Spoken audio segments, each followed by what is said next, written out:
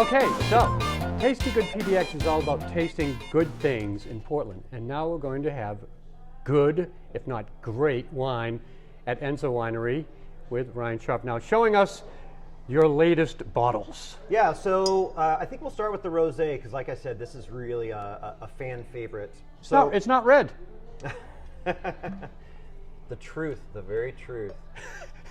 So is the red come with coloring or something, or you know what? Every time I see a rosé, I see a reddish color.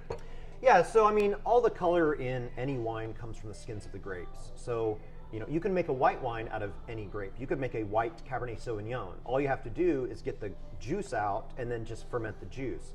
So, and then you can make a red Cabernet Sauvignon. To make a rosé, you start off the process like a red wine, where the grapes and the skins are all together. Or the grapes and the juice and the seeds and everything are all together. And then you separate it off like within 2 hours or 24 hours and then just ferment the juice. And so that's why you get like a pink color instead of a red color. Because this is made from a grape called Mourvedre, which would make a dark, rich red wine. But we take the skins out early and that's how we get this color. I see. So yeah, this is, you know, especially with summer coming around the corner, this is a delicious, delicious wine. We aim to make our rosés like the rosés of Provence, so southern France. So very pale in color, very light in the nose, some minerality. Beautiful. See that gorgeous color. I even like, just love it. You know what? I might not have to buy my wine anywhere else except here from now on. Sounds good.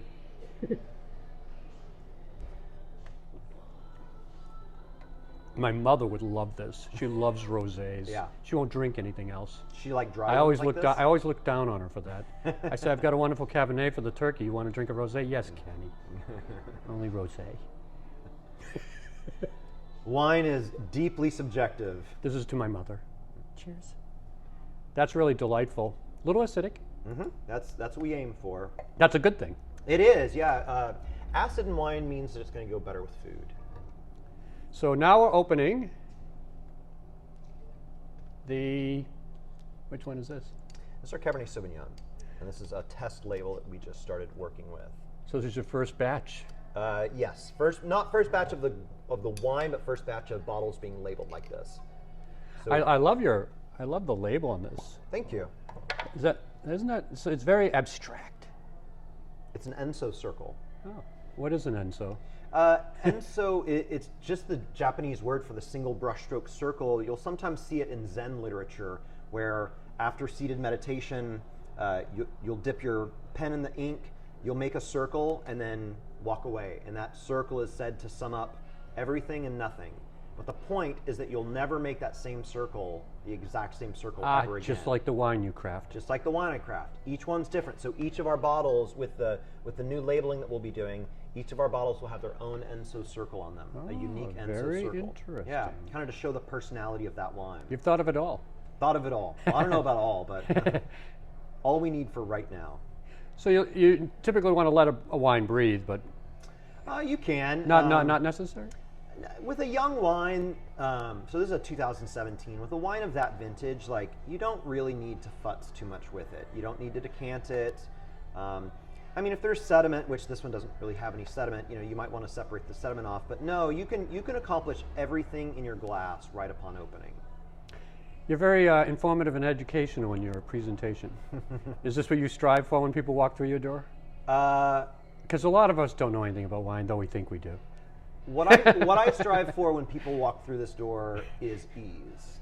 I want people to feel comfortable, because wine is one of those things where it can be super stuffy, and I'm not about that. Yeah, It can be super stuffy. It can be super stuffy. I remember tasting at a place in California, and I said, oh, you know, I'm getting this smell. It reminds me of like the smell of dynamite. And the person behind the bar said, no, that smell's not in there.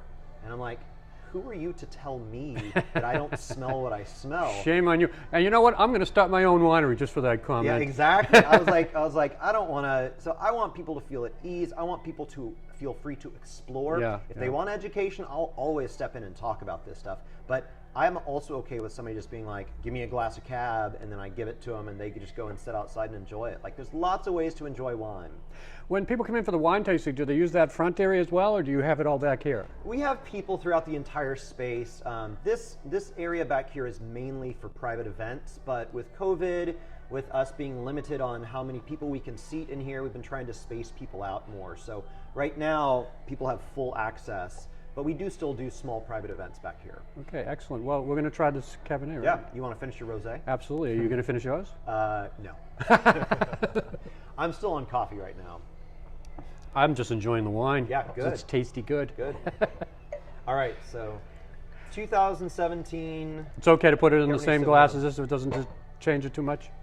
No, but red wine is traditionally in darker bottles. No, I mean, I had the white in here, the rosé, so the flavor won't get this. It's No, okay. You people- didn't seem to bother about that. No, the only thing I wanted you to do was finish the rosé. But as far as, like when people do wine tastings, you should never rinse with water between them. I've done that. Unless you're going from red back to white or red to rosé, but you should always rinse with wine. So basically, there's 0.5% rosé in here. Like, it's not going to make a difference because it's like for like.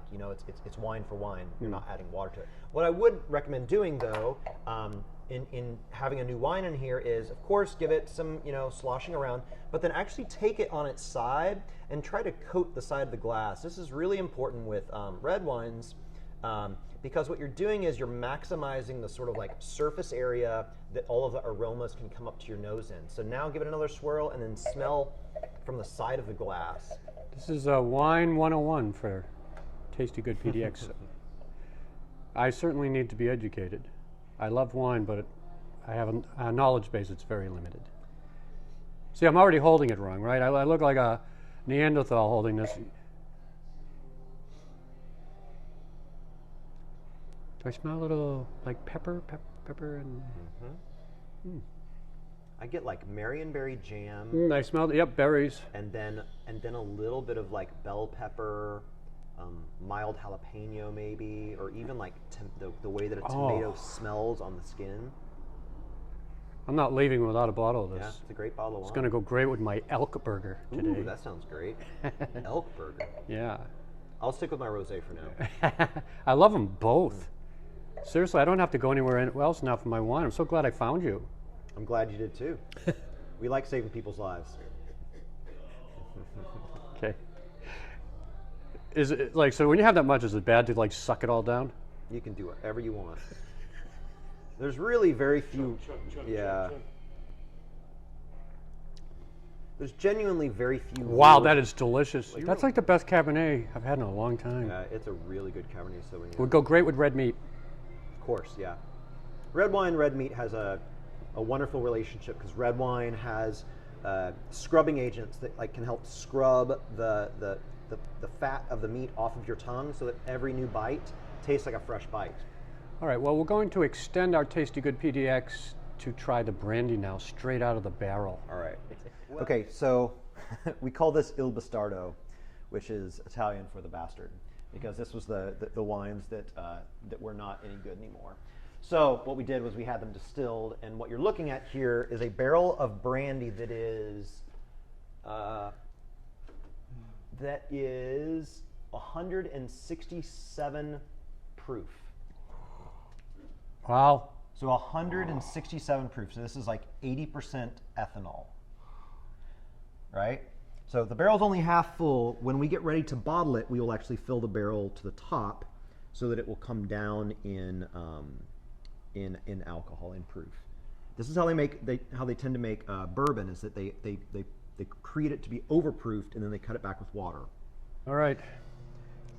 You said 187 proof. Now So it's been I think watered it was 167 proof. So now it's probably going to be closer to 80 to 100 proof, which is probably about where we would. because we put a little water in. We did half water, yeah. Yeah. So I would smell it, spend some time smelling it, and then just take a sip.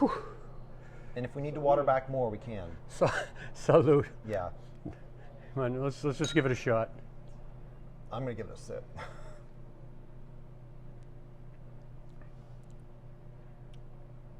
It's not bad. Yeah. Subtle flavor, actually. It is, yeah.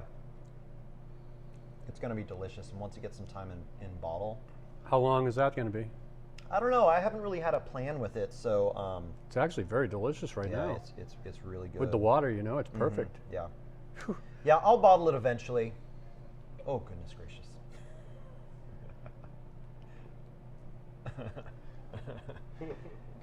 It's good. We have good insurance. I got Irish in me. I can.